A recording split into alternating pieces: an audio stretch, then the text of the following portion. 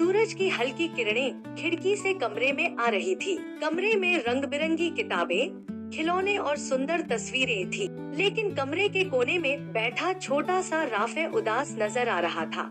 उसके चेहरे पर चिंता की लकीरें थी और आंखों में बेचैनी। उसकी माँ धीरे से कमरे में आई, उसके सिर पर हाथ रखा और प्यार से बोली, बेटा क्या हुआ, तुम इतने चुप क्यों हो? राफिया ने धीरे से कहा, अम्मी मैं पढ़ाई करने की कोशिश करता हूँ, लेकिन मुझे बहुत मुश्किल लगता है। मन करता है कि सब छोड़ दूँ।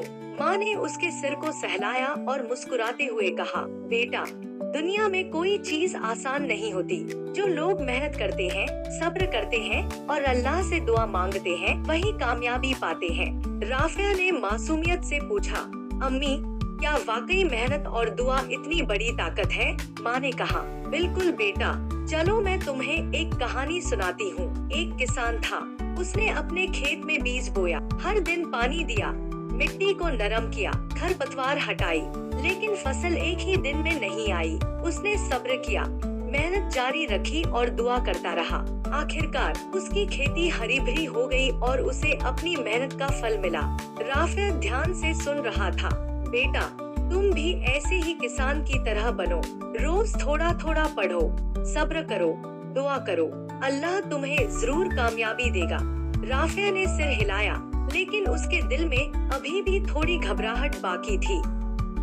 अगले दिन स्कूल में चारों ओर बच्चों की खुशी की आवाजें गूंज रही थी। दीवारें रंगीन थी और माहौल में खुशी थी। राफिया ने अपने दोस्त फहद को देखा, जिसके हाथ में उसका रिजल्ट था और वह खुश होकर उछल रहा था। राफिया ने हिचकिचाते हुए पूछा, फहद तुम्हें हमेशा इतने अच्छे नंबर कैसे आते हैं? फहद हंसते हुए बोला, राफिया मैं रोज थोड़ा थोड़ा पढ़ता हूँ, कभी हार नहीं मानता। जब कोई सवाल कठिन लगता है, मैं अल्लाह से दुआ करता हूँ और सबसे जरूरी मैं सब्र रखता हूँ। अल्लाह ने वादा किया है कि सब्र करने वालों के साथ वह हमेशा होता है। राफिया ने उसकी बात ध्यान से सुनी और मन ही मन सोचा, शायद यही सच है। शाम का समय था, सूरज डूब रहा था और आसमान सुनहरे और गुलाबी रंगों से भरा था।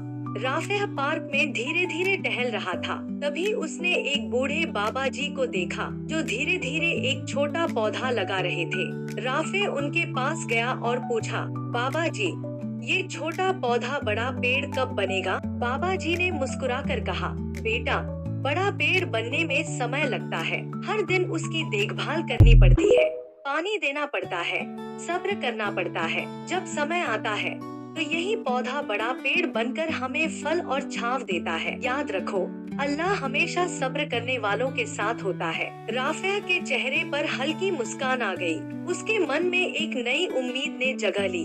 वह घर आया, अपनी किताबें खोली और हर दिन एक नया इरादा लेकर पढ़ने लगा। अब उसका रोज का रूटीन था, सुबह जल्दी उठना, नमाज पढ़ना, नाश्ता करना और फिर ध्यान से पढ़ाई करना।